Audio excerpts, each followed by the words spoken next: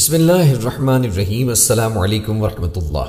ایک مرتبہ آقا کریم علیہ السلام ذو المجاز کی بازار میں دعوت اسلام کا باز فرمانے کے لیے تشریف لے گئے اور لوگوں کو کلمہ حق کی دعوت دی تو ابو جہل آپ صلی اللہ علیہ وآلہ وسلم پہ دھول اڑاتا جاتا تھا اور کہتا تھا کہ اے لوگوں، اس کے قریب مت آنا، اس کے فریب میں مت آنا، یہ چاہتا ہے کہ تم لوگ لات و عزا کی عبادت چھوڑ دو۔ جب ابو جہل کو حضرت سمیہ کے خاندان کے قبول اسلام کا علم ہوا تو وہ غصے سے پاگل ہو گیا۔ یہ شخص اللہ اور اس کے رسول کی دشمنی میں تمام حدود پار کر چکا تھا۔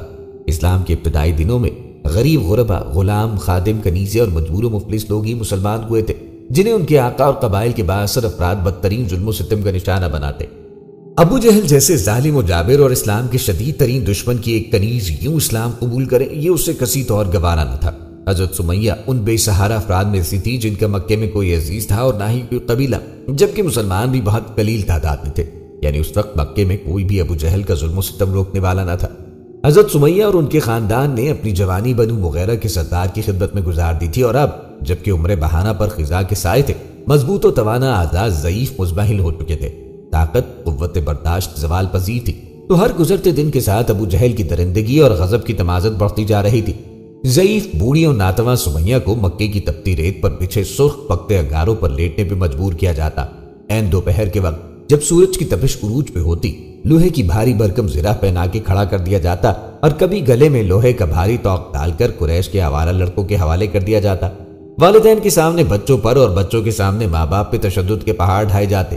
زخمی سمیہ اور یاسر بچوں کے مجروح جسم دیکھ کے تڑپتے تو بچے والدین کی حالت اظہار پر خون کے آنسو روتے۔ دور بیٹھا ابو جہل اس جذباتی کیفیت کو دیکھ کر قہقہے بلند کرتا اور مغلظات کے ساتھ کفریہ جملے بکتا، لیکن آفرین ہے اسلام کے ان جانثاروں پر کہ یہ سب جور و ستم ان کے پائے استقلال میں کوئی جنبش نہ لا سکا۔ اللہ کے رسول صلی اللہ علیہ وآلہ وسلم اس مظلوم اور بے آسرا خاندان پر ابو جہل کے ہاتھوں ڈھائے جانے والے مظالم دیکھتے تو دعا کرتے ہوئے فرماتے، اے آل یاسر صبر کرو، تمہارے لیے جنت کا وعدہ ہے۔ ایک بار آپ صلی اللہ علیہ وآلہ وسلم نے فرمایا، آل یاسر کے لیے جنت بے قرار ہے، رب کعبہ کی قسم میں کامیاب ہو گئی۔ قریش کی نظر میں عورت کی حیثیت بے جان کھلونے سے زیادہ نہ تھی۔ عورت گھر کی وہ باندی تھی جس کا کام محض مرد کی خدمت کرنا اور اس کا ہر حکم بجا لانا تھا۔ اہل قریش اور خاص طور پر بنو مغیرہ اس بات کو اپنے لیے باعث شرم سمجھتے تھے کہ ایک معمولی بوڑھی کنیز اس قدر ظلم و تشدد کے بعد بھی بنو مغیرہ کے طاقتور سردار کے سامنے سیسا پلائی دیوار کی مانند مضبوطی سے کھڑی ہے۔ ایک دوپہر ابو جہل اپنا تیز دھار نیزہ ہاتھ میں لیے زخموں سے نڈھال حضرت سمیہ کے پاس جا پہنچا اور گرجتے ہوئے بولا، اے بوڑھی کنیز، آج تجھے فیصلہ کرنا ہے کہ تو محمد کے دین کو چھوڑتی ہے یا موت کو گلے لگاتی ہے۔ صبر و استقامت کی پیکر جلیل القدر صحابیہ نے اپنی بوڑھی بوجھل پلکیں اوپر اٹھائیں تو ان کی پرنور آنکھوں سے نکلنے والی ایمان افروز شعاؤں نے ابو جہل کو ہلا کے رکھ دیا۔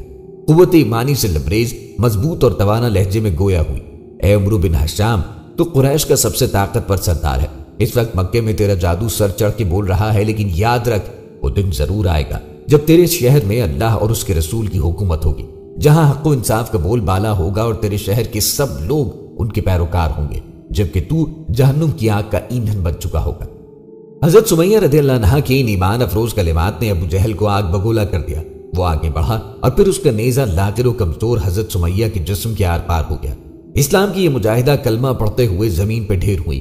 جام شہادت نوش کرنے سے پہلے کہا، رب کعبہ کی قسم میں کامیاب ہو گئی۔ یہ تھی اسلام کی تاریخ کی پہلی شہادت۔ ابن اسحاق کی ایک طویل روایت سے بھی قریش کے سرکشوں کے اس ارادے پر روشنی ہوتی ہے کہ وہ نبی کریم علیہ السلام کے خاتمے کے چکر میں تھے۔ چنانچہ روایت میں بیان کیا گیا ہے کہ ایک بار ابو جہل نے کہا، برادران قریش، آپ دیکھتے ہیں کہ محمد ہمارے دین کی عیب چینی، ہمارے آباء و اجداد کی بدگوئی، ہماری عقلوں کی تخفیف اور ہمارے معبودوں کی تذلیل سے باز نہیں آتا۔ اس لیے میں اللہ سے عہد کر رہا ہوں کہ ایک بھاری اور بہت ہی مشکل سے اٹھنے والا پتھر لے کے بیٹھوں گا، جب وہ سجدہ کرے گا تو اسی پتھر سے اس کا سر کچل دوں گا۔ اب اس کے بعد چاہے تم لوگ مجھے بے یار و مددگار چھوڑ دو، چاہے میری حفاظت کرو، اور بنو عبد مناف پیس کے بعد جو چیز چاہے کرے۔ لوگوں نے کہا، نہیں واللہ، ہم تمہیں کسی بھی معاملے میں بے یار و مددگار نہیں چھوڑ سکتے، تم جو کرنا چاہتے ہو کر گزرو۔ صبح ہوئی تو ابو جہل ویسا ہی ایک پتھر لے کر آقا کریم علیہ السلام کے انتظار میں بیٹھ گیا۔ رسول اللہ صلی اللہ علیہ وآلہ وسلم حسب دستور تشریف لائے اور کھڑے ہو کے نماز پڑھنے لگے۔ قریش بھی اپنی مجالس میں آ چکے تھے اور ابو جہل کی کارروائی کے منتظر تھے۔ جب نبی کریم صلی اللہ علیہ وآلہ وسلم سجدے میں تشریف لے گئے تو ابو جہل نے پتھر اٹھایا، پھر آقا کریم کی جانب بڑھا، لیکن جب قریب پہنچا تو شکست خوردہ حالت میں واپس بھاگا۔ اس کا رنگ پک تھا اور اس قدر معروب تھا کہ اس کے دونوں ہاتھ پتھر پہ چپک رہ گئے تو وہ مشکل ہاتھ سے پتھر پھینک سکا۔ ادھر قریش کے کچھ لوگ اٹھ کے اس کے پاس آئے اور کہنے لگے، ابو حکم تمہیں کیا ہو گیا؟ اس نے کہا، میں نے جو رات بات کہی تھی وہی کرنے جا رہا تھا تو ایک اونٹ آڑے آ گیا۔ بخدا میں نے کبھی کسی اونٹ کی ویسی کھوپڑی، ویسی گردن اور ویسے دانت نہ دیکھے، مجھے وہ کھانا چاہتا تھا۔ ابن اسحاق کہتے ہیں کہ مجھے بتایا گیا کہ رسول کریم علیہ الصلوۃ والسلام نے فرمایا، یہ جبرائیل علیہ السلام تھے، اگر ابو جہل قریب آتا تو اسے دھر پکڑتے۔ اس کے بعد ابو جہل نے آقا کریم علیہ الصلوۃ والسلام کے خلاف ایسی حرکت کی جو حضرت حمزہ رضی اللہ تعالیٰ عنہ کے اسلام لانے کا سبب بن گئی۔ واقعے کی تفصیل یوں بیان کرتے ہیں کہ مکے کی فضا ظلم و جور کے ان سیاہ بادلوں سے گھمبیر تھی کہ اچانک ایک بجلی چمکی اور مخونوں کا راستہ روشن ہو گیا، یعنی حضرت حمزہ مسلمان ہو گئے۔ ان کے اسلام لانے کا واقعہ سن 690 کے آخر کا ہے اور اغلب یہ ہے کہ وہ ماہ ذوالحجہ میں مسلمان ہوئے تھے۔ ان کے اسلام لانے کا سبب یہ ہے کہ ایک روز ابو جہل کوہ صفا کے نزدیک رسول اللہ صلی اللہ علیہ وآلہ وسلم کے پاس سے گزرے تو آپ صلی اللہ علیہ وآلہ وسلم کو ایذا پہنچائی اور سخت سست کہا۔ آقا کریم علیہ الصلوۃ والسلام خاموش رہے اور کچھ بھی نہ کہا، لیکن اس کے بعد اس نے آقا کریم علیہ الصلوۃ والسلام کے سر پہ ایک پتھر دے مارا جس سے ایسی چوٹ آئی کہ خون بہہ نکلا۔ پھر وہ خانہ کعبہ کے پاس قریش کی مجلس میں جا بیٹھا۔ عبداللہ بن جدعان کی ایک لونڈی کوہ صفا پہ واقع اپنے مکان سے یہ سارا منظر دیکھ رہی تھی۔ حضرت حمزہ رضی اللہ عنہ کمان حمائل کیے شکار سے واپس تشریف لائے اور اس نے ابو جہل کی ساری حرکت کہہ سنائی۔ حضرت حمزہ غصے سے بھڑک اٹھے، یہ قریش کے سب سے طاقتور اور مضبوط جوان تھے۔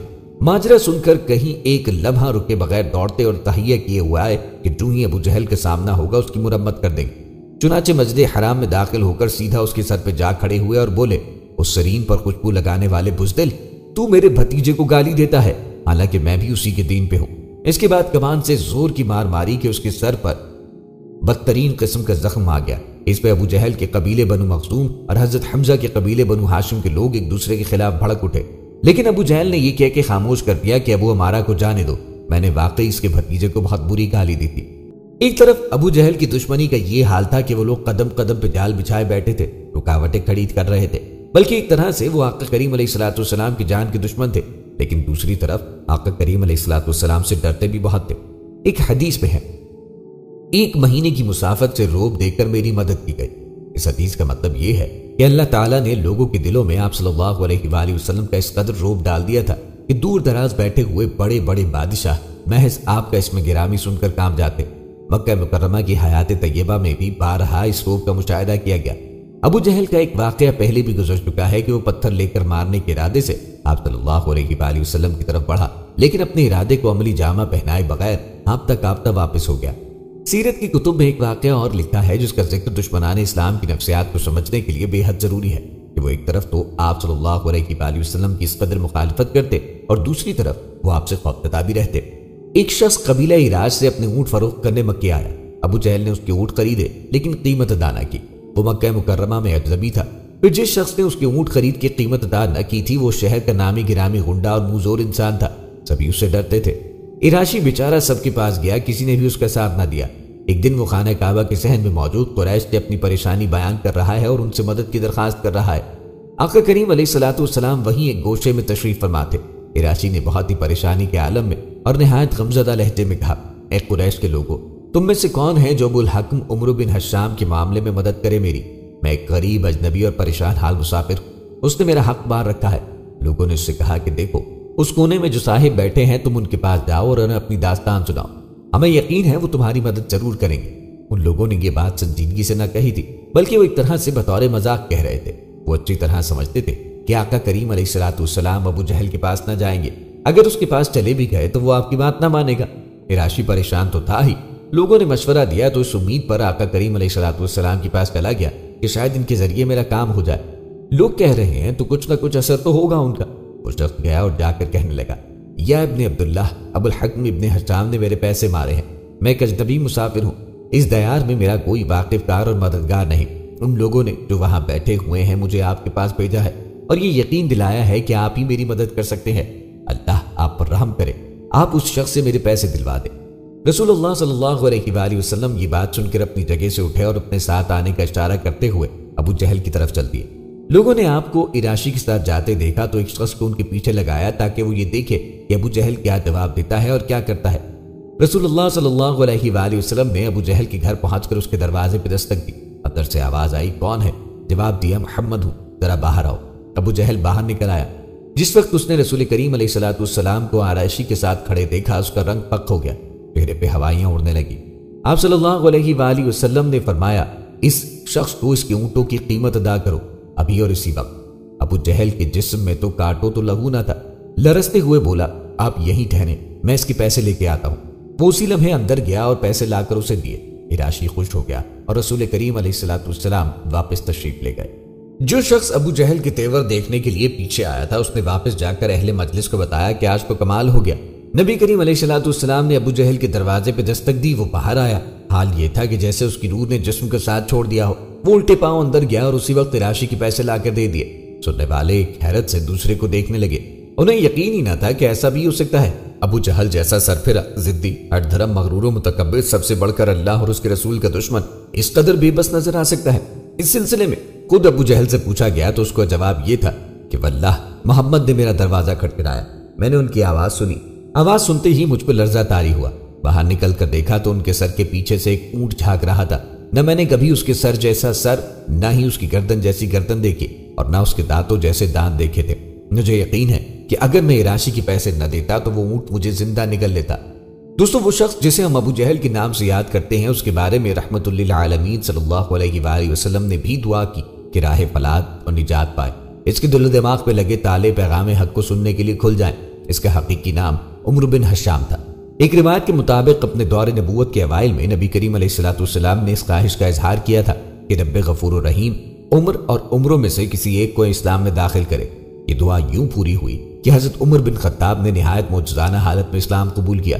جہاں تک عمر بن حشام کا تعلق ہے، وہ ابو جہل کے طور پہ کفر و اسلام کے سب سے پہلے معرکے بدر میں لقمہ عدل بننے کے لیے زندہ رہا۔ ابو جہل دراصل ایک سوچ اور کیفیت کا نام تھا۔ ایک فرد کی حیثیت سے اگر اس میں کچھ خوبیاں نہ ہوتی تو نبی کریم علیہ السلام کے اندر اس کے لیے دعا کرنے کی خواہش پیدا نہ ہوتی۔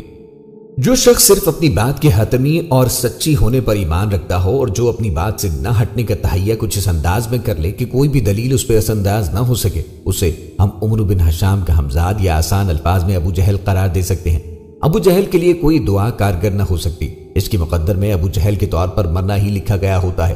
ہر عہد اور معاشرے کا ابو جہل ہوا کرتا ہے، اور ہر ابو جہل معرکہ بدر کے انتظار میں اپنی زندگی کی گھڑیاں گن رہا ہوتا ہے۔ سرخروئی ابو جہل کا مقدر کبھی نہ بن سکتی، اس کے ہاتھوں کی لکیروں میں صرف ایک انجام لکھا ہوتا ہے، وہ انجام جو اکرمہ کے باپ نے غزوہ بدر میں پایا۔ اکرمہ ابو جہل کا بیٹا تھا، وہ بھی فتح مکے کے بعد تک اپنے باپ کی تقلید میں کفر کی چٹان بن کر اسلام کے خلاف ڈٹا رہا ہے، مگر تاریخ اسے حضرت اکرمہ رضی اللہ عنہ کے نام سے جانتی ہے۔ اس کے دل و دماغ کو لگے تالے نبی کریم علیہ السلام کی زندگی میں ہی کھل گئے تھے۔ یرموک کی تاریخی جنگ میں شہید ہونے والوں کا سردار یہی اکرمہ تھا۔ ابو جہل عمرو بن حشام بن مغیرہ مخزومی مکے میں اسلام اور رسول اکرم صلی اللہ علیہ وآلہ وسلم کے مخالفین میں سے ایک ہے۔ پیغمبر کریم علیہ السلام کو قتل کی سازش، 9 مسلمانوں کو اذیت و دھمکی، قرآن مجید کی آیت کو سننے سے لوگوں کو روکنا، قریش کی بنی ہاشم سے بائیکاٹ، اسلام اور مسلمانوں کے خلاف اقدامات اور جنگ بدر پر رونما ہونے میں زمینہ سازی اور ابو جہل کے کاموں سے ہے۔ جنگ بدر پر رونما ہونے والے میں ابو جہل کا کلیدی کردار تھا، اور اسی جنگ میں مشرکوں کے سپاہیوں کو مارا گیا۔ مفسروں نے تقریباً 30 آیات کے ذیل میں اس کے بارے میں بات کی ہے۔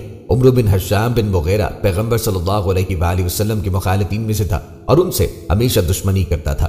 اس کا باپ حشام بن مغیرہ بنی مخزوم سے تھا۔ قریش نے اپنی تاریخ کا آغاز اس کی موت قرار دیا تھا۔ اس کی ماں سما بنت مخبرہ بن جندل حنظلی بنی تمیم قبیلے سے تھی، اسی لیے اسے ابن حنظلہ کہا جاتا ہے۔ اس نے آقا کریم علیہ السلام کی دشمنی اور عداوت میں کوئی کسر باقی نہ رکھی تھی۔ یہ وہ شخص تھا کہ جس نے مرتے وقت تک دعوت ایک توحید کا کلمہ نہ پڑھا۔ آپ صلی اللہ علیہ وآلہ وسلم نے اس کو امت کا فرعون بھی اس لیے ہی کہا کہ جب فرعون نے اللہ کا عذاب دیکھا تو اس نے بھی فوراً کہہ دیا کہ میں ایمان لاتا ہوں ہارون اور موسیٰ کے رب پر، لیکن اس کی توبہ قبول نہ ہوئی تھی کیونکہ اس نے موت کا فرشتہ دیکھ لیا تھا۔ مقصد یہ کہ اس میں تو پھر بھی موت سے پہلے توحید کا پیغام قبول کرنے کی صلاحیت موجود تھی، مگر ابو جہل میں تو وہ بھی موجود نہ تھی۔ اس کی موت غزوہ بدر میں ہوئی اور یہ حالت کفر میں مرا۔ اس کا اصل نام ابو الحکم تھا اور رسول اللہ صلی اللہ علیہ وآلہ وسلم نے اس کو ابو جہل جہالت کا باپ کا لقب دیا تھا۔ ابو جہل یہ کہا کرتا تھا کہ میرا نام عزیز کریم ہے، یعنی میں عزت والا سردار ہوں، تو اس پہ سورۃ دخان کی یہ آیت نازل ہوئی، زقوم کا درخت بڑے مجرم کا کھانا ہوگا، گرم پانی کی طرح پیٹ میں کھولے گا، اور فرشتوں کا حکم ہوگا کہ اس کو پکڑو، پھر گھسیٹتے ہوئے بیچ جہنم میں جا کے ڈال دو، پھر اس کے سر پہ گرم پانی چھوڑ دو اور اس سے کہو اب چکھو مزہ، تم بہت معزز اور مکرم۔ یہ وہی دوزخ ہے جس میں تم لوگ شک کیا کرتے تھے۔ یہ وہ آیت ہے کہ جو اس وقت آقا کریم علیہ الصلوۃ والسلام پہ نازل ہوئی جب ابو جہل نے مسلمانوں اور آپ صلی اللہ علیہ وآلہ وسلم پر بہت ستم ڈھایا تھا۔ ابو جہل کا ایک واقعہ ہے کہ جب آپ صلی اللہ علیہ وآلہ وسلم پر مشرکین مکہ کے مظالم بہت بڑھ گئے اور ان کی اذیتیں بڑھتی چلی گئیں، تو آپ صلی اللہ علیہ وآلہ وسلم نے ایک دن اللہ تعالیٰ سے خاص طور پہ یہ دعا کی کہ یا اللہ، عمر بن حشام، ابو جہل یا عمر بن خطاب میں سے کوئی ایک عمر اسلام کو عنایت فرمائے۔ اللہ تعالیٰ نے وہ دعا سنی اور عمر بن خطاب رضی اللہ تعالیٰ عنہ کو یہ شرف حاصل ہوا، لیکن عمر بن حشام کو نہیں ہوا۔ مورخین اور مفسرین اس کے بارے میں یہ لکھتے ہیں کہ اس کی ایک وجہ یہ بھی تھی کہ اگرچہ حضرت عمر رضی اللہ تعالیٰ عنہ بہت جلالی آدمی تھے اور انہوں نے بھی اسلام لانے سے پہلے مسلمانوں پہ ظلم ڈھائے تھے، لیکن ان کے اندر تکبر اور انا پرستی نہ تھی۔ حضرت عمر رضی اللہ تعالیٰ عنہ نے جب تک دعوت اسلام قبول نہ کی تھی اس وقت تک وہ مسلمانوں کے کٹر دشمن تھے، لیکن جب انہوں نے دعوت اسلام قبول کر لی تو ان سے اسلام کا بڑا حامی کوئی نہ تھا۔ ابو جہل کی کنیت ابو الحکم تھی، لیکن پیغمبر کریم صلی اللہ علیہ وآلہ وسلم نے اسے ابو جہل نام دیا تھا۔ اسلام کی وجہ سے اس کی جہالت اور اسلام دشمنی کا ذکر ہوا۔ اسی طرح ایک حدیث نبوی میں ابو جہل کو امت اسلامی کا فرعون بھی کہا گیا ہے۔ واقدی اپنی کتاب مغادی میں لکھتے ہیں کہ پیغمبر کریم صلی اللہ علیہ وآلہ وسلم نے جنگ بدر شروع ہونے سے پہلے نافلہ نماز پڑھی اور اس کے بعد ابو جہل اور دیگر کافروں کے لیے یوں بد دعا کی، اے اللہ، اس امت کے فرعون ابو جہل کو بھاگنے کی توفیق نہ دے۔ مختصر وقت کے بعد ابو جہل اسلام کی سپاہیوں کے ہاتھوں مارا گیا۔ دوستو، ذکر کرتے ہیں کہ ابو جہل کو جہل کیوں کہتے ہیں۔ ابو جہل کا نام عمر بن حشام اور کنیت ابو الحکم تھی، جس کی وجہ سے وہ عرب میں ابو الحکم کے نام سے جانا جاتا۔ رشتے میں حضرت عمر رضی اللہ عنہ کا ماموں اور اسلام کے عظیم سپہ سالار حضرت خالد بن ولید رضی اللہ عنہ کا چچا تھا۔ فاروق اعظم کی والدہ حتمہ بنت حشام ابو جہل کی بہن تھی۔ عام لوگوں کا خیال ہے کہ ابو جہل کو یہ نام اسلام نے کم علمی اور ناخواندگی کی وجہ سے دیا تھا، جو کہ بالکل غلط ہے۔ ابو الحکم کا مطلب ہے علم و حکمت کا بادشاہ۔ وہ کئی گھنٹے بڑی لمبی تقریریں کیا کرتا، شاعری بھی خوب جانتا اور اپنے دور میں خانہ کعبہ کا متولی بھی تھا۔ میلے اور محافلیں کروایا کرتا تھا اور خانہ کعبہ کی تعمیر و توسیع میں بڑھ چڑھ کے حصہ لیتا۔ عرب کے لوگ دور دراز علاقوں سے لمبی مسافتیں طے کر کے اس کی تقریریں سننے آیا کرتے۔ ایک دن خانہ کعبہ کی دیوار سے ٹیک لگا کے بیٹھا تھا کہ ایک سیدھے سادے دیہاتی کا وہاں سے گزر ہوا، جس نے کہا کہ حضرت صاحب، اگر اجازت ہو تو ایک بات پوچھوں، مگر آپ وعدہ کریں کہ سچ بولیں گے اور میرے سوال کے جواب میں کوئی ڈنڈی نہیں مانیں گے۔ جواب میں ابو جہل نے دیہاتی سے کہا کہ پاگل ہو، دیکھتے نہیں میں کتنی پاک اور متبرک جگہ بیٹھا ہوں، اس جگہ بھلا کوئی جھوٹ بول سکتا ہے؟ پوچھو، کیا پوچھتے ہو؟ دیہاتی نے کہا، اے ابو الحکم، محمد بن عبداللہ کے بارے میں آپ کا کیا خیال ہے؟ دیہاتی کی زبان سے غیر متوقع سوال سن کر ابو جہل تلملا اٹھا اور اس سے کہنے لگا، او ظالم، اس پاک جگہ تم کو یہ سوال نہیں پوچھنا چاہیے تھا۔ جس کے جواب میں دیہاتی نے کہا کہ میں نے اسی لیے اس جگہ کا انتخاب کیا ہے کہ یہاں کوئی جھوٹ بولنے کی جسارت نہیں کر سکتا۔ حیرانگی اور پریشانی کے آثار اس کے چہرے پہ عیاں ہوئے اور بھرائی ہوئی آواز کے ساتھ دیہاتی سے کہا، سن، آسمانوں کے رب کی قسم، اس نیلی چھت کے نیچے اور اللہ کی زمین پر محمد ابن عبداللہ جیسا سچا اور راست باز آج تک نہ پیدا ہوا ہے نہ ہوگا۔ وہ خود بھی سچا، اس کی نبوت بھی سچی، اس کا دین بھی سچا ہے، اور چشم فلک نے اس جیسا صادق و امین آج تک نہ دیکھا۔ دیہاتی نے حیران ہو کر کہا کہ جناب، اگر ایسی بات ہے تو کیوں نہ چل کے ان کی بیعت کر لی جائے اور جو دعوت وہ دے رہے ہیں اسے قبول کیا جائے۔ جس کے جواب میں ابو الحکم نے وہ بات کہی جس نے اسے ابو جہل بنایا۔ کہنے لگا، تیری ماں تجھ کو روئے، کبھی ان کی محفل میں جا کے دیکھو، وہاں تو عالم یہ ہے کہ کئی دن پیٹ پہ پتھر باندھنا پڑتا ہے، اور اطاعت و فرمانبرداری کا یہ عالم ہے کہ ان کے ماننے والے ان کے وضو کا پانی زمین پر نہیں گرنے دیتے بلکہ اپنے کپڑوں سے مل لیتے ہیں اور ان کا پسینہ بوتلوں میں ڈال کے محفوظ کرتے ہیں۔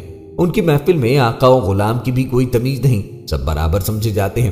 جب کو تم کو معلوم ہے کہ میں قریش کا ایک مانا اور جانا سردار ہوں، لوگ میری قدم بوسی کرنے طول و عرض سے میرے آستانے پہ حاضری دینے آتے ہیں، اپنا مال و متاع نذرانے کے طور پہ پیش کرتے ہیں، اور کوئی غلام میرے سامنے بیٹھنے کی جرت نہیں کرتا۔ تمہارا کیا خیال ہے میں یہ جاہ و حشمت، یہ شان و شوکت قربان کر کے ان کے قدموں میں جا بیٹھوں؟ یہ وہ جواب تھا جو ابو جہل کے اس مائنڈ سیٹ کی عکاسی کرتا ہے جسے اسلام جہالت کا نام دیتا ہے کہ دوسرے کی بات کو سنے سے ہی یکسر انکار کر دیں۔ اس کا دعویٰ اور دلیل کتنے ہی وزندار اور حقیقت پسندانہ کیوں نہ ہو، عمر ابن حشام کو ابو جہل یوں ہی نہیں کہا گیا، بلکہ ایک بار تو ایسا بھی ہوا، بڑی تیز بارش اور آندھی و طوفان تھا۔ ابو جہل کے دروازے پہ دستک ہوئی تو اس نے اپنی بیوی سے کہا کہ اتنے خراب موسم میں میرے دروازے تک آنے والا جو بھی سوال کرے گا، مجھے لات و عزا کی قسم میں انکار نہ کروں گا۔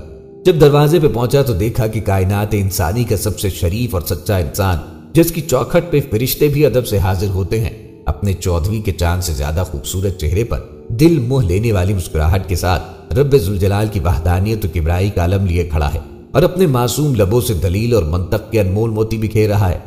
مگر ابن حشام کی جہالت اور بدبختی کی انتہا دیکھیے کہ اس نے محمد عربی صلی اللہ علیہ وآلہ وسلم کو بات کو جس کی قسم رب کائنات اپنی لاریب کتاب میں کھا رہا ہے سننے سے ہی انکار کر دیا اور اپنی غفلت کی پردوں سے ڈھکے کانوں میں ناپاک انگلیاں ڈال لی۔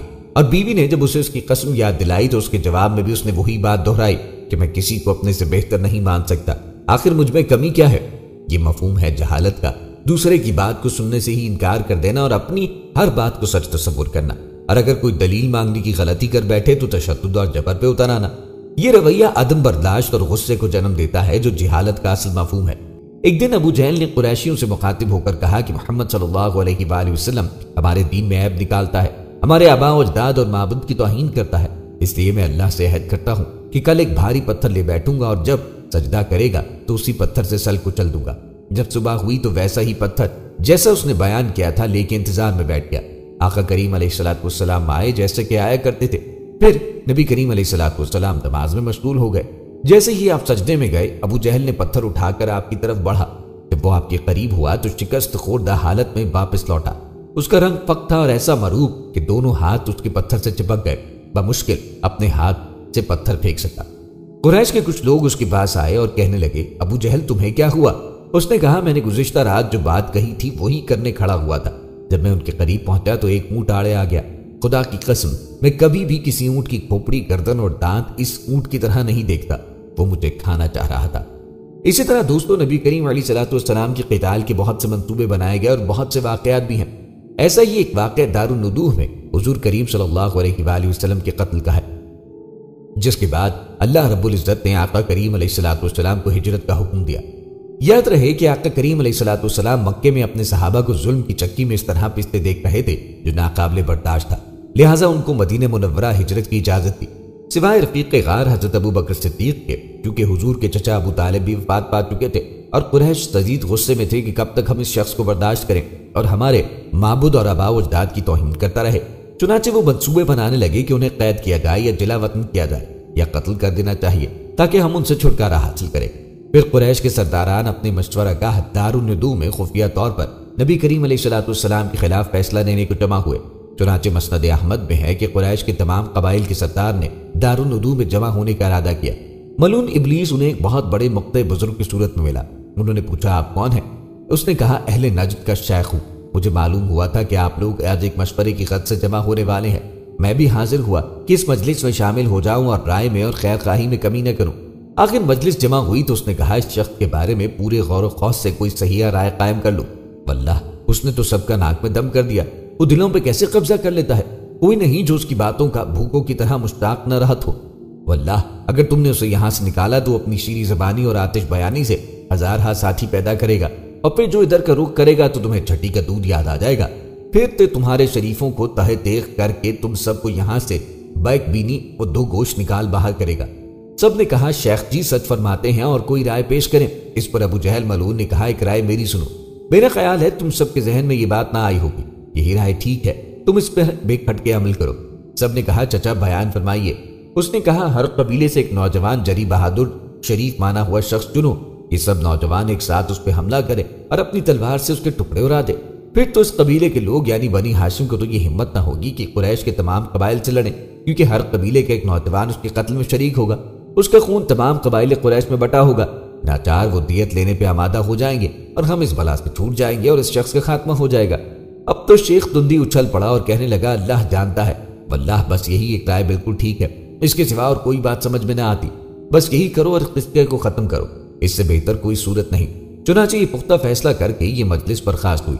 نبی کریم علیہ السلام مکہ شریف میں اللہ کے حکم کے منتظر تھے، یہاں تک کہ قریشیوں نے جمع ہو کر مکر کا ارادہ کیا۔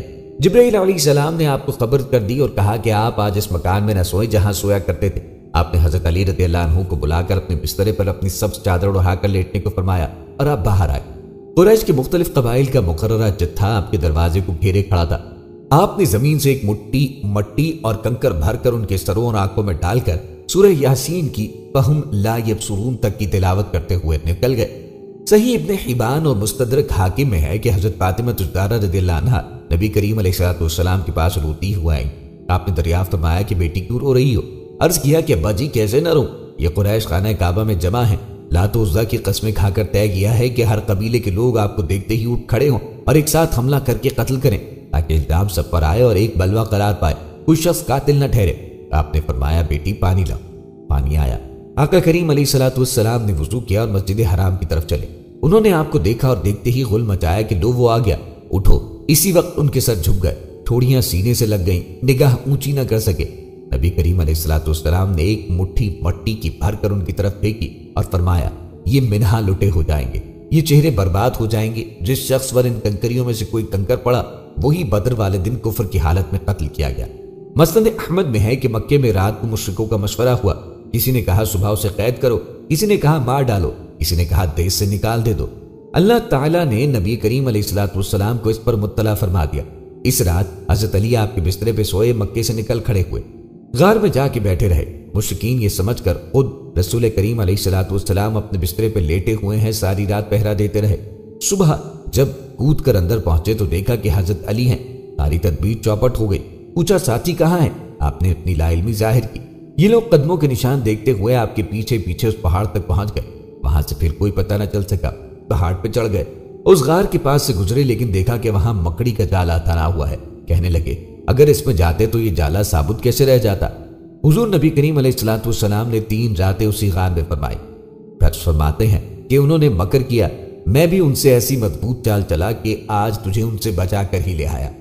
حضور صلی اللہ علیہ وآلہ وسلم کو دوستوں ان کی 13 سالہ مکی زندگی میں بہت سے مصائب و آلام کا سامنا کرنا پڑا۔ کبھی آپ پہ پتھر برسائے گئے، کبھی آپ کے راستے میں کوڑا پھینکا گیا، کبھی آپ کو ذہنی اور جسمانی تکالیف دی گئیں اور کبھی آپ کے قتل کی سازشیں کی گئی، لیکن آپ صلی اللہ علیہ وآلہ وسلم نے اللہ پہ توکل کیا اور ثابت قدمی سے دین کی تبلیغ کرتے رہے۔ دوستوں آپ کو ابو جہل اور اس کی قنیز کا واقعہ بتاتے ہیں۔ قبیلہ مخزوم کے مغرور اور سرکش سردار عمرو بن حشام کے پاس روپے پیسے کی بہتات تھی۔ اس کی شان و شوکت کے حامل محل میں غلاموں اور کنیزوں کی بھرپار تھی، لیکن پھر بھی اس کی نظر ایک رومی کنیز پر پڑی تو اس نے اسے منہ مانگے داموں خریدا۔ اس لیے نہیں کہ اس سے ملازمہ کی ضرورت تھی، بلکہ اس لیے کہ یہ سرخ و سفید خوبصورت کنیز اس کے دل کو بھا گئی تھی۔ زنیرہ کے ذہن میں بھی اپنی جائے پیدائش، اپنی جنم بھومی کا تصور محض ایک بھولے بچڑے کا خواب رہ گیا تھا۔ میں کون ہوں؟ کیا میں غلامی کے لیے پیدا ہوئی؟ کیا کبھی کوئی فیصلہ اپنی مرضی سے بھی کر سکتی ہوں؟ اس کا کام تابعداری تھا اور کام کی نوعیت کا تعین کرنا مالک کا کام۔ اپنی شناخت سے بے شناخت زنیرہ کا سوال گاہے بگاہے اسے بے چین کر دیتا، میں کون ہوں؟ کون ہوں؟ لیکن جواب کون دے یہ بھی کوئی نہ جانتا تھا۔ دن گزرتے چلے گئے، زنیرہ اس غلامانہ زندگی کی عادی ہو چکی تھی۔ اب وہ سوال بھی کبھی کبھار اس کے ذہن میں اٹھتا۔ عمرو بن حشام کا رویہ زنیرہ سے روایتی آقا اور غلام کا تھا۔ اونٹوں کا گوبر اٹھانا، ان کو چارہ ڈالنا، مالک کے غلاموں پر احکامات صادر کرنا، ڈانٹ ڈپٹ، گالیاں اور مار پیٹ، بس یہی کچھ تو اس نے دیکھا تھا۔ آقا کریم علیہ السلام نے اسے آگاہ کیا کہ انسان اشرف المخلوقات ہے، اللہ کا نائب اور خلیفہ ہے، اللہ کے قادرانہ اوصاف کا امین، صفات الہیہ سے واقف اور ملائے اعلیٰ کی آخری حدوں سے بہت آگے کا شعور رکھنے والا ہے۔ ہر انسان کو اللہ نے یہ ملکہ خصوصی عطا کیا ہے کہ جو شخص بھی سچے جذبے سے آگے آئے اور اسلام قبول کرے۔ اب وہ ایک معمولی کنیز سے رسول کریم علیہ السلام کی عظیم المرتبت صحابیہ زنیرہ رضی اللہ عنہا بن گئی۔ رسول اللہ نے حضرت زنیرہ کو اللہ کے قرب کے لیے چند طریقے مرحمت فرمائے اور تاکید فرمائی کہ ابھی اپنے اسلام کے قبول کا اعلان نہ کریں۔ ابو جہل حضرت زنیرہ کو اتنی بری طرح زد و کوب کرتا کہ وہ بے ہوش ہو جاتی، وہ مار مار کے تھک جاتا، مگر اللہ کی یہ نیک اور صابر بندی سب کچھ سہ لیتی، مگر 5 استقلال میں ذرا بھی لغزش نہ آتی۔ حضرت زنیرہ کا پورا جسم زخم زخم رہتا اور اس میں سے خون و پیپ رسنے لگتا، مگر اب وہ روح کے اس سفر پہ گامزن تھی جہاں مادی جسم کو آدمی روح کے قول یا لباس کی صورت میں دیکھتا ہے۔ رسول کریم علیہ السلام جب حضرت زنیرہ کے اوپر ہونے والے مظالم کی خبر پہنچتی تو غمگین ہو جاتے۔ ایک مرتبہ آقا کریم علیہ السلام کی ایما پر حضرت ابوبکر صدیق ابو جہل کے پاس گئے تاکہ انہیں خرید کے آزاد کریں اور اس سے کہا کہ زنیرہ کو فروخت کر دو، مگر وہ ایک کینہ پرور شخص تھا، لہٰذا اس نے حقارت سے انکار کیا اور اس کا ظلم و جبر یہاں تک بڑھ گیا کہ حضرت زنیرہ کی بینائی جاتی رہی اور آنکھیں بے نور ہو گئی۔ کل تک جو لوگ حضرت زنیرہ کی بات کا مزے لے کر مذاق اور تمسخر اڑا رہے تھے انہیں سانپ سونپ گیا تھا۔ خصوصاً ابو جہل شرم کے مارے گھر سے ہی نہ نکلا۔ اسی روز حضرت ابو بکر ابو جہل کے پاس دوبارہ آئے اور کہا کہ اگر تم زنیرہ کو فروخت کر دو تو میں اس کے دگنے دام دوں گا اور تم اس سے زیادہ طاقتور اور محنتی کنیز خرید سکو گے۔ ابو جہل زنیرہ کو مزید اپنے پاس نہیں رکھنا چاہتا تھا، ویسے بھی اپنی ہی بات کی وجہ سے اسے سب کی اٹھانی پڑی تھی، اس لیے اس نے کئی گنا زیادہ دام پر حضرت زنیرہ کو فروخت کیا اور حضرت ابو بکر صدیق نے ان کو آزاد کیا۔ دوستوں، یوں اسلام کی اس مجاہدہ کی جیت ہوئی اور ابو جہل ظلم و ستم کر کے ہار گیا۔ یہ تھا جذبہ صحابہ اور صحابیات کا کہ جان جاتی ہے تو جائے، آنکھوں کی بینائی تک قربان کر دی مگر ایمان سے پیچھے ہٹنا انہیں گوارا تکتا تھا۔ ابو جہل پیغمبر صلی اللہ علیہ وآلہ وسلم سے دشمنی کرتا تھا اور مختلف طریقوں سے ان کا برا کہتا اور ان کی بے ادبی کرتا تھا۔ قرآن مجید کی بعض آیات کے شان نزول بھی ابو جہل اور اس کی اسلام اور پیغمبر اکرم کی مخالفت میں انجام پانے والے کرتوت کو قرار دیا ہے۔ قرآنی دائرۃ المعارف میں 32 آیات ذکر ہوئی جنہیں مفسرین ابو جہل سے مربوط سمجھتے ہیں۔ اس نے اسلام پھیلنے میں بعض رکاوٹیں ایجاد کی جن میں سے بعض کا ذکر ہم یہاں کریں گے۔ ابو جہل قرآنی آیات لوگوں تک پہنچنے میں رکاوٹ پیدا کرتا تھا۔ محمد بن احمد قرطبی بیان کرتے ہیں اور کافر کہنے لگے کہ اس قرآن کو سنا ہی نہ کرو اور جب پڑھنے لگے تو شور مچا دیا کرو تاکہ تم غالب رہو۔ ابن عباس سے منقول ہے کہ جب بھی آقا کریم علیہ الصلوۃ والسلام قرآن پڑھتے تھے تو ابو جہل کہتا تھا شور مچاؤ تاکہ کسی کو یہ پتہ نہ چلے کہ یہ کیا کہہ رہے ہیں۔ پیغمبر کریم علیہ الصلوۃ والسلام کے قتل کی سازش کرتا تھا۔ عبد المالک بن حشام کا کہنا ہے کہ مکے کے مشرکین پیغمبر کریم علیہ الصلوۃ والسلام کا مقابلہ کرنے دار الندوہ میں جمع ہوئے اور ہر کسی نے ایک تجویز دی اور ابو جہل نے تجویز دی کہ میں پیغمبر کریم صلی اللہ علیہ وآلہ وسلم کو قتل کریں اور ان کے قتل میں سارے قبائل شریک ہو جائیں تاکہ بنی ہاشم سارے قبیلوں سے جنگ نہ کر سکیں اور خون بہا لینے پہ راضی ہو جائیں۔ ابو جہل کی تجویز مانی گئی اور لیلۃ المبیت میں اس کو عملی جامہ پہنانے کے لیے ہر قبیلے سے ایک فرد حاضر ہوا۔ ابو جہل بھی ان افراد میں شامل تھا جو ان کو ابھار رہا تھا، لیکن پیغمبر کریم صلی اللہ علیہ وآلہ وسلم کے بستر پر امام علی علیہ السلام کا سونا اور رسول کریم علیہ الصلوۃ والسلام کا راتوں رات مکے سے نکل جانے کی وجہ سے ان کی سازش ناکام ہوئی۔ ابو جہل 30 سال کی عمر میں دار الندوہ کے رکن تھے، جبکہ اس وقت دار الندوہ کی رکنیت کے لیے بنی قصص کے علاوہ باقی سب کے لیے 40 سال شرط تھی۔ ابو جہل لوگوں کو اسلام لانے سے منع کرتا، جب کوئی اسلام لاتا تو اسے ڈراتا دھمکاتا، یہاں تک کہ اسلام سے ہاتھ اٹھائے۔ ان افراد میں بلال حبشی، یاسر بن عامر اور سمیہ بنت خبات بھی شامل تھے جن کو اسلام لانے اور پیغمبر کریم علیہ الصلوۃ والسلام کی حمایت کی وجہ سے تکلیف پہنچائی اور انہیں آزار و اذیت سے سمیہ شہید ہوئے۔ اسی طرح ابو جہل نے اپنے سوتیلے بھائی عیاش بن ابی ربیعہ کو جو مہاجرین سے ملحق ہونے کے لیے مدینے کی جانب نکلے تھے اسے قبا کے مقام سے واپس لا کر قید کر دیا۔ تاریخ کے مطابق 9 مسلمانوں کے مقابلے میں ابو جہل نے مختلف حربے اپنائے۔ اگر معاشرے میں 62 افراد اسلام لے آتے تو اسی کی توقیر اور تحقیر کرتا، اگر تاجر ہو تو اسے ڈراتا دھمکاتا اور اس کی تجارت کو نقصان پہنچانے اور سوشل بائیکاٹ کرنے کی دھمکی دیتا، اور اگر کوئی کمزور شخص ہو تو اس کی مار پٹائی کرتا۔ ابو جہل بنی ہاشم کا قریش سے رابطہ ختم کرنے کی بھی کوشش کرتا تھا اور شیب ابی طالب میں کھانے کی چیزیں وہاں پہنچنے میں رکاوٹ بنتا تھا۔ ابو جہل نے آقا کریم علیہ الصلوۃ والسلام کی دعوت و تبلیغ میں بہت رکاوٹیں پیدا کی۔ وہ حضور صلی اللہ علیہ وآلہ وسلم کو طرح طرح کی اذیتیں دیتے۔ ایک مرتبہ جبکہ حضور صلی اللہ علیہ وآلہ وسلم حرم کعبہ میں نماز پڑھ رہے تھے، عین حالت نماز میں ابو جہل نے کہا کہ کوئی ہے جو آل فلاں کے ذبح کیے اونٹ کی اوجری لا کر سجدے کی حالت میں ان کے کندھوں پہ رکھ دے۔ یہ سن کر عقبہ بن معیط کافر اٹھا اور اس اوجری کو لا کر آقا کریم کے دوسرے مبارک پہ رکھ دیا۔ حضور نبی کریم علیہ الصلوۃ والسلام سجدے میں تھے اور دیر تک اوجڑی کندھے اور گردن پہ پڑی رہی اور کفار ٹھٹھا مار کر ہنستے رہے اور بارے ہنسی کے ایک دوسرے پہ گر پڑتے رہے۔ آخر حضرت بی بی فاطمہ رضی اللہ تعالیٰ عنہا جو ان دنوں ابھی کمسن لڑکی تھیں آئیں اور ان کافروں کو برا بھلا کہتے ہوئے اس اوجڑی کو آقا کریم کے دوسرے مبارک سے ہٹایا۔ حضور صلی اللہ علیہ وآلہ وسلم کے قلب مبارک پر قریش کی اس شرارت سے انتہائی صدمہ گزرا اور نماز سے فارغ ہو کر 3 مرتبہ یہ دعا مانگی، یعنی اے اللہ تو قریش کو اپنی گرفت میں پکڑ لے۔ پھر ابو جہل، عتبہ بن ربیعہ، شیبہ بن ربیعہ، ولید بن عتبہ، امیہ بن خلف، عمارہ بن ولید کا نام لے کے دعا مانگی کہ الہی تو ان لوگوں کو اپنی گرفت میں لے۔ حضرت عبداللہ بن مسعود رضی اللہ تعالیٰ عنہ فرماتے ہیں کہ خدا کی قسم میں نے ان سب کافروں کو جنگ بدر کے دن دیکھا کہ ان کی لاشیں زمین پہ پڑی تھی، پھر ان سب کفار کی لاشوں کو نہایت ذلت کے ساتھ گھسیٹ کر بدر کے گڑھے میں ڈالا گیا، اور حضور صلی اللہ علیہ وآلہ وسلم نے فرمایا کہ ان گڑھے والوں پر خدا کی لعنت ہے۔ ابو جہل کا قبیلہ بنو مخزوم کا تھا اور حضور اقدس صلی اللہ علیہ وآلہ وسلم بنی ہاشم سے۔ پھر ابو جہل حضور نبی اقدس صلی اللہ علیہ وآلہ وسلم کا چچا کیسے ہو سکتا ہے؟ ابو جہل بہت سرکش فسادی کافر تھا۔ کسی سرکش فسادی کافر بدنام آدمی کو اگر کسی شریف عزت دار آدمی کا چچا بتایا جائے اور رشتے میں وہ اس کا چچا نہ ہو تو یہ ایک طرح کی گالی ہوتی ہے۔ پیارے دوستوں، بات کرتے ہیں ابو جہل کے عبرتناک انجام کی، جو کہ غزوہ بدر میں اپنے انجام کو پہنچا تھا۔ آپ کو اس کے انجام سے بھی آگاہ کریں گے، لیکن اس سے پہلے آپ کو ابو جہل کے کردار کے بارے میں جو اس نے غزوہ بدر میں ادا کیا، غزوہ بدر کا مختصر ذکر کرتے ہیں۔ بدر مدینے سے تقریباً 80 میل دور یمن اور شام کی تجارتی شاہراہ پر ایک بیضوی شکل کا میدان ہے جو چاروں طرف سے ٹیلوں اور پہاڑوں سے گھرا ہے۔ یہ وادی یلیل میں واقع ہے۔ پہاڑوں کی پشت پر ساحل کی جانب تقریباً 10 میل بحر احمر ہے۔ کہیں یہ فاصلہ کم ہے تو کہیں زیادہ۔ اس ساحلی علاقے سے قافلے گزرتے رہتے تھے۔ ارد گرد کے پہاڑوں کے نام الگ الگ ہیں۔ میدان بدر کے شمال و جنوب میں 2 سفیدی مائل ٹیلے ہیں۔ دور سے ریت کے بلند تودے نظر آتے ہیں۔ شمالی ٹیلے کا نام العدوۃ الدنیا، قریب کا کنارہ یناکا یا عدوۃ الشامیہ، اور جنوبی ٹیلے کا نام العدوۃ القصرہ، دور کا کنارہ یناکا یا عدوہ یمانیہ ہے۔ وادی کے دونوں طرف سے ہر سرے کو عربی میں عدوہ کہتے ہیں۔ مکے سے آتے ہوئے وادی میں داخل ہونے سے پہلے اونچا ٹیلا نظر آتا ہے، اسے عقل گل کہا جاتا ہے۔ ان دونوں کے درمیان ایک بلند پہاڑ ہے جو جبل اسفل کہلاتا ہے۔ اس پہ کھڑے ہو کے دیکھے تو بحر احمر صاف نظر آتا ہے۔ یہ میدان اپنی اونچائی اور چوڑائی میں 5.5 میل ہے۔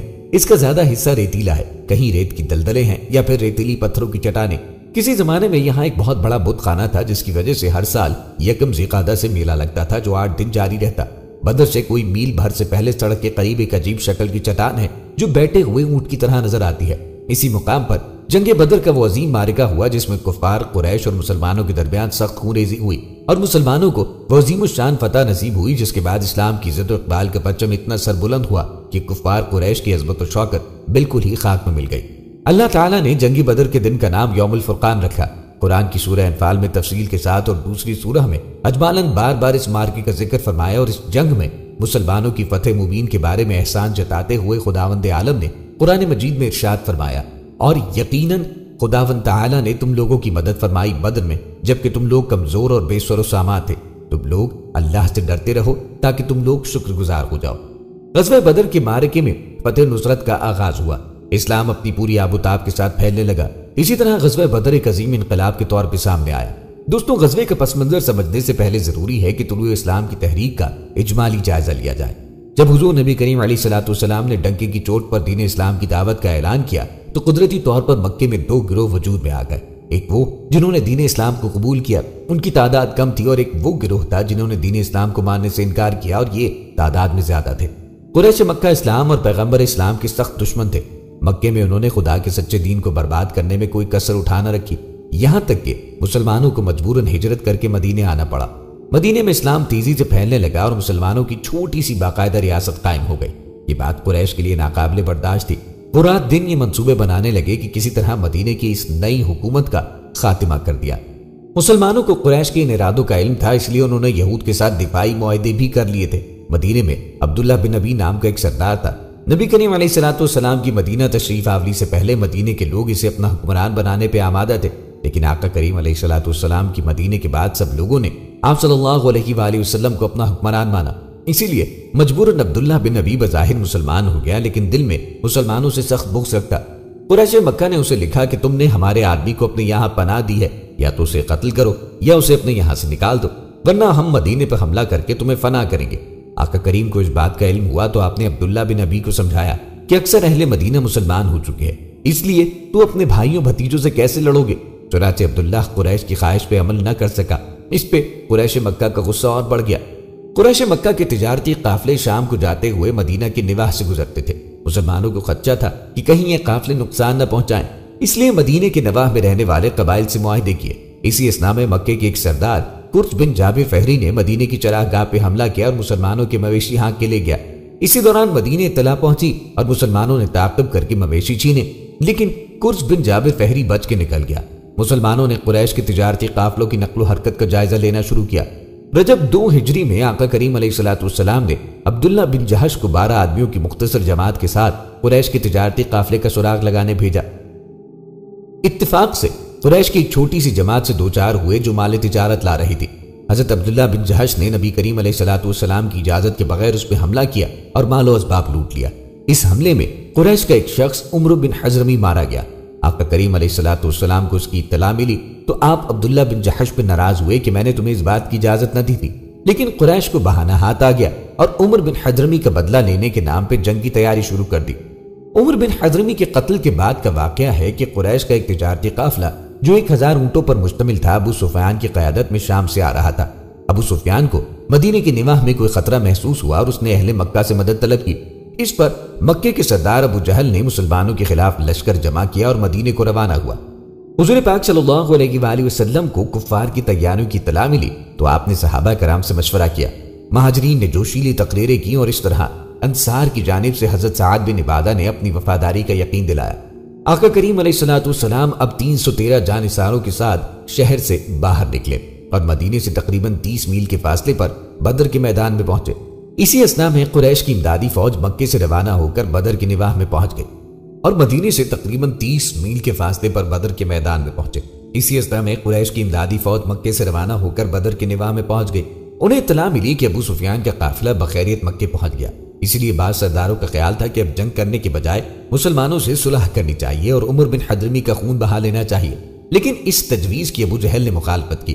دراصل مسلمانوں کی انتہائی کم تعداد کے مقابلے میں اسے اپنے 1000 جنگجو جوانوں پر نواز تھا۔ اس کے پاس اسلحہ بھی بہت سا تھا، اس لیے اس نے لڑائی کی حمایت کی۔ قریش مکہ کی آمد کی خبر سن کر حضور پاک صلی اللہ علیہ وآلہ وسلم نے اپنے بعض صحابہ کرام کے پڑاؤ کو بدلا، پانی پر اپنی بہتر دسترس خاص طور پر مد نظر تھی۔ اس طرح خیال رکھا گیا کہ دن چڑھے تو سورج آنکھوں پہ نہ آئے۔ لڑائی 17 رمضان المبارک 2 ہجری کو ہوئی۔ اس سے پہلے رات بھر حضور اللہ تعالی سے فتح کی دعائیں مانگتے رہے۔ صبح آپ صلی اللہ علیہ وآلہ وسلم نے نماز پڑھائی اور اپنے واعظ سے مسلمانوں کو نیا جذبہ عطا فرمایا۔ پھر مسلمانوں کی صف بندی فرمائی۔ اسلامی فوج 3 حصوں میں منقسم تھی۔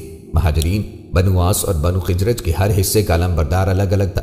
نبی پاک صلی اللہ علیہ وآلہ وسلم نے حکم دیا کہ مسلمان صف بندی کو نہ توڑیں اور جب تک حکم نہ ملے جنگ شروع نہ کریں۔ یہ جنگ بڑی آزمائش کی جنگ تھی، حق و باطل، نور و ظلمت یعنی اسلام اور کفر کی جنگ، اور مسلمانوں کو اپنے ہی کافر رشتہ داروں کے خلاف تلوار اٹھانا پڑی۔ صف بندی کے انتظامات مکمل کرنے کے بعد آقا کریم اپنے چند خاص مشیروں، جن میں حضرت ابو بکر صدیق بھی شامل تھے، کے ساتھ ایک ٹیلے پہ چلے گئے۔ یہاں سے میدان جنگ صاف نظر آتا تھا۔ سب سے پہلے عمر بن الحضرمی کا بھائی خون کا بدلہ لینے نکلا۔ ایک مسلمان نے آگے بڑھ کر اپنی تلوار سے اسے موت کے گھاٹ اتارا۔ پھر دستور عرب کے مطابق قریش کی صفوں میں سے 3 سردار عتبہ، ولید اور شیبہ نکلے۔ ان کے مقابلے کے لیے حضرت حمزہ، حضرت علی اور حضرت عبیدہ کو روانہ کیا گیا۔ حضرت حمزہ اور حضرت علی نے عتبہ اور ولید کو جہنم واصل کیا، لیکن شیبہ نے حضرت عبیدہ کو زخمی کیا۔ اس پہ حضرت علی آگے بڑھے اور تلوار کی ضرب سے شیبہ کے 2 ٹکڑے کر دیے اور اس کے بعد عام لڑائی شروع ہوئی۔ مسلمان انتہائی بہادری سے لڑے۔ انصار کے 2 نوعمر لڑکوں نے ابو جہل پہ حملہ کر کے اسے قتل کیا۔ ابو جہل کی موت سے قریش مکہ کے پاؤں اکھڑ گئے اور وہ میدان جنگ چھوڑ کے بھاگ گئے۔ جنگ بدر تاریخ عالم کا ایک حیرت انگیز واقعہ ہے۔ اس میں 3 سے 13 آدمیوں نے جو ظاہری ساز و سامان سے محروم تھے، ایک مہاجر سردار کی قیادت میں عرب کی سب سے بڑی سیاسی اور مذہبی جماعت کے 1000 نوجوانوں کو جو ساز و سامان سے پوری طرح لیس تھے، شکست دی۔ اس جنگ نے ثابت کیا کہ دنیا کی جدوجہد میں ظاہراً ساز و سامان کچھ اہمیت نہیں رکھتا، دنیاوی جاہ و جلال اور فوجیوں کی کثرت فتح کا نشان نہیں ہے، بلکہ دنیا میں غلبہ اہل ایمان کو حاصل ہے جو خلوص دل سے اسلامی تعلیمات پہ عمل کرتے ہیں۔ چنانچہ اسلامی تاریخ میں ایسے بے شمار واقعات ہیں جن میں تھوڑے سے مسلمانوں نے اپنے سے کئی گنا زیادہ مخالفین کو شکست دی۔ اللہ تعالیٰ نے مسلمانوں کے ساتھ وعدہ فرمایا تھا کہ تجارتی قافلہ اور قریشی لشکر میں ایک ضرور مفتح ہو گیا، اور ابو جہل اور قریشی دیگر سرداروں نے مکے سے روانہ ہونے سے پہلے خانہ کعبہ کا پردہ پکڑ کر دعا کی تھی کہ خدایا دونوں گروہوں میں سے جو بہتر ہے اس کو فتح عطا کر اور جو برسر ظلم ہو اسے تباہ کر۔